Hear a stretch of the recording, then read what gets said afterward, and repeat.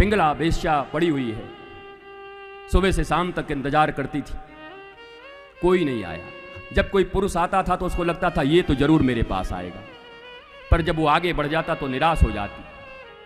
संध्या हो गई, कोई नहीं आया, पैसे नहीं मिले, भीतर गई, जाकर अपने बिस्तर पर धम्म से गिरी और मन में प्रबोध हुआ कि दिन भर मैं पुरुषों का इंतजार करती रही पर एक पुरुष मेरे पास नहीं आया। अगर काश मैंने भगवान पुरुषोत्तम का इतना इंतजार किया होता तो श्री कृष्ण मेरे द्वार पर चले आए होते, मैं उनका इंतजार क्यों।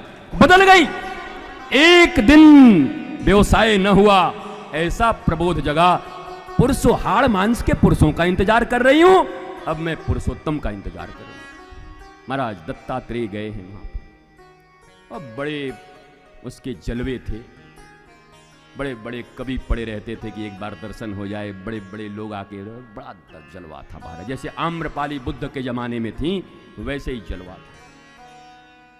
द्वार पर एक डंका लगा हुआ था, आकर के जितनी डंके पे चोट करता था उतनी 10,000 स्वर्ण की मुद्राएं देनी पड़ती थी। बड़े बड़े राजा आया करते थे उसके द्वार पर। तो दाई महाराज दत्तात्रेय आकर के done done done done done done done 150 डंके बजा दिए। पिंगला खड़ी हो गई, अपने साथ बात, तैयार हो जाओ, तैयार हो जाओ, सम्राट नहीं कोई महासम्राट आया है। एक चोट लगाने पर डंके पर 10,000 स्वर्ण मुद्राएं। महाराज नृत्य की महफिल सज गई। जब नीचे धीरे धीरे करके आई और देखी तो सामने बाबा खड़ा है नंगा। तुम्हें पता है इस मृदंग पर एक चोट करने के लिए 10,000 स्वर्ण मुद्राएं लगती हैं, तुम्हारी हिम्मत कैसे हुई? भगवान दत्तात्रेय ने कहा तुझे कितना धन चाहिए बता। दत्तात्रेय ने ऐसे इशारा किया और स्वर्ण के ईंटों के और स्वर्ण की बारिश होने लगी, लोगों के माथे फूटने लगे। कहा पिंगला ने बस बस बस बस।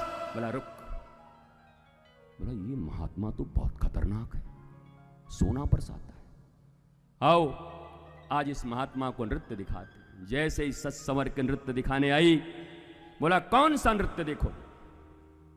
ओडिसी, कुचिपुड़ी, कथक, कहो तो डिस्को ही कर दूं, कौन सा देखो? दत्तात्रेय अपने हाथों के तरफ ऐसे रोम रोम को दिखाते हुए बोले देख,